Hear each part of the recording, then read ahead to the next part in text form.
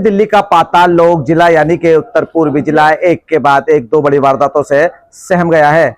आपको बता दें, दोनों वारदात थाना उस्मानपुर इलाके में हुई हैं।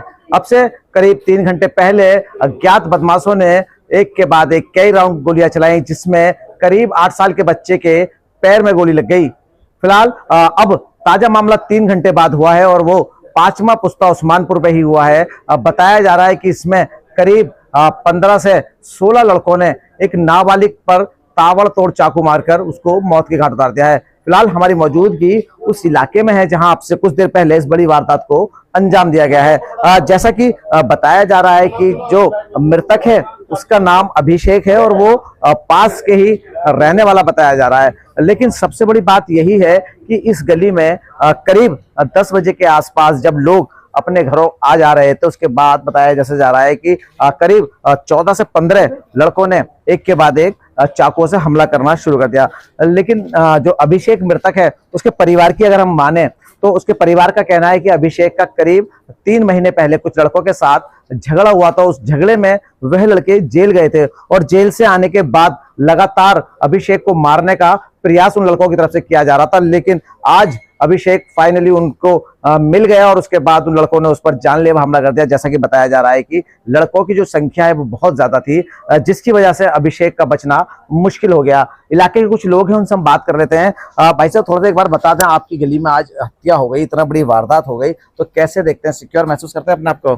बिल्कुल सिक्योर नहीं महसूस करता, क्योंकि नियर अबाउट आज बाजार भी था, लोगों का आना जाना था। फिर भी उसके दौरान डे टाइम के अंदर अगर ऐसी घटना हो रही है तो कुछ भी।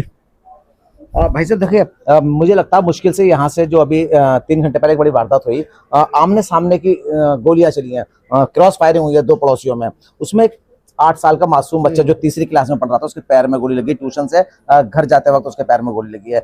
उसके 3 घंटे बाद सेम थाना, सेम इलाका, एक बड़ी वारदात, यहाँ फिर हत्या हो जाती है। तो क्या कहना चाहेंगे, क्या पुलिस प्रशासन पूरी तरह से फेल है? एक्चुअली जो मेरी अंडरस्टैंडिंग है, जो ये जब से ये पुल बना हुआ है, नियर अबाउट यहाँ पे वाइन एंड बियर की शॉप है, लोग ओपनली वहाँ पे ड्रिंक करते हैं।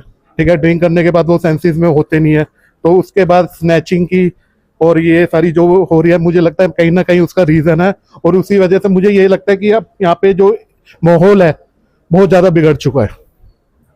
भाई साहब, मैं यहाँ देख रहा हूँ बड़े पीसफुल लोग लग रहे हैं, बिल्कुल एकदम शांत स्वभाव के लोग हैं। आज इतनी बड़ी वारदात यहाँ हो गई, पुलिस का एकदम से आना जाना लग गया, मीडिया यहाँ आना शुरू कर दिया मीडिया ने।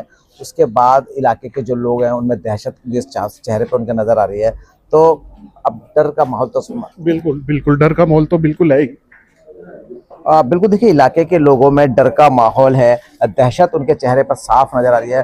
भाई साहब, आपके इलाके में इतनी बड़ी वारदात हो गई आज, 16 साल का नाबालिग बच्चा उसको मार दिया गया है। जैसा पता लगा है, जो परिवार है मृतक का, वो ये कहता है कि अभिषेक का 3 महीने पहले कुछ लोगों के साथ झगड़ा हुआ था। उसी झगड़े में वो लोग जेल चले गए थे। जेल से छूटने के बाद लगातार अभिषेक को मारने का प्रयास कर रहे थे और आज फाइनली उन्होंने अपने उस काम को अंजाम भी दे दिया। तो कैसे देखते हैं? ये तो बहुत दुखद है। ये तो इनको अब दुश्मनी किस बात की थी, क्या किस चीज की, इस बारे में तो मुझे जानकारी नहीं है। और सेफ्टी तो खैर होनी चाहिए ना, मगर स्नैचिंग वगैरह भी यहाँ गली में आसपास होती रहती ज्यादा। बिल्कुल देखिए, इस इलाके में जैसा कि इलाके के लोगों का कहना है कि स्नैचिंग भी यहाँ पर अक्सर होते थे। आप गंजी सी गली में रहते हो? अच्छा, आज आपके इलाके में इतनी बड़ी वारदात हो गई, क्या पहले भी इस तरह के झगड़े वगैरह इस इलाके में होते रहे हैं? ये एक हुआ तो था, छोटा लड़का था, 2-4 महीने की बात है, मेरे घर के ही सामने। तो मतलब आपस में वो लड़ रहे थे, तो मैंने कहा यहाँ क्यों शोर शराबा मचा रहे हो, तो फिर वो तो आगे चले गए। लेकिन ऐसे क्राइम दिल्ली में होते ही रहते हैं, ये सब नहीं होना चाहिए बिल्कुल भी। मैं तो यही चाहती हूँ कि मतलब जैसे योगी बाबा ने वहाँ पे किया है गाजियाबाद में, बिल्कुल जैसे जिन्होंने मारा है इस बच्चे को, ऐसे ही उनके लिए ऐसे ही होना चाहिए, इन्हें भी वैसे ही मारना चाहिए जैसे ये लोग गए हैं मारना। बिल्कुल देखिए, आप लोग ये चाहते हैं योगी मॉडल दिल्ली में भी लागू हो जाना चाहिए? योगी होना चाहिए। मेरे यहाँ तो है, हम तो यूपी से हैं, लेकिन रहते हैं आगे वाली गली में। अगर ये यहाँ से उस वाली गली में होता तो खैर नहीं मारा जाता, शायद बच जाता। लेकिन ये सुनसान गली रहती है, यहाँ से कोई मतलब नहीं है, तो हो गया। मुझे तो अभी पता चला तो मैं हम भागते हुए यहाँ पे आए।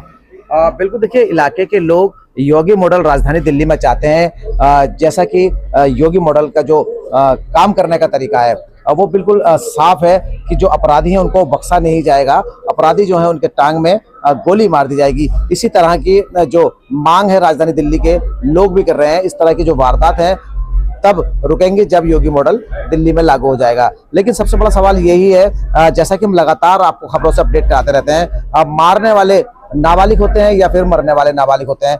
आज जो मरने वाला है वो फिलहाल नाबालिग के तौर पर उसकी पहचान हो पाई है। जो मारने वाले हैं पुलिस फिलहाल उनको पहचान करेगी, पहचान करने के बाद उनको पकड़ेगी और उसके बाद उनकी उम्र का पता लग पाएगा क्या वाकई में वो लोग भी नाबालिग थे या फिर मारने वाले जो हैं वो मेजर हैं। लेकिन तमाम बातें यही हैं कि उत्तर पूर्वी दिल्ली के अलग अलग इलाकों से लगातार इस तरह की वारदात आ रही हैं। अब उत्तर पूर्वी दिल्ली में रहने वाले लोग कहीं ना कहीं डर रहे हैं, इलाका छोड़ने के लिए भी कुछ लोग मजबूर हो रहे हैं। यही कहना कई बार लोग हमसे कहते हैं कि किस तरह से आप मैनेज करते हो, लगातार हमारा चैनल देखते हो और चैनल पर हमसे एक सवाल करते हैं कि आखिर तुम लोग कैसे मौके पर जाकर खबरें कर लेते हो, आपको क्या डर नहीं लगता?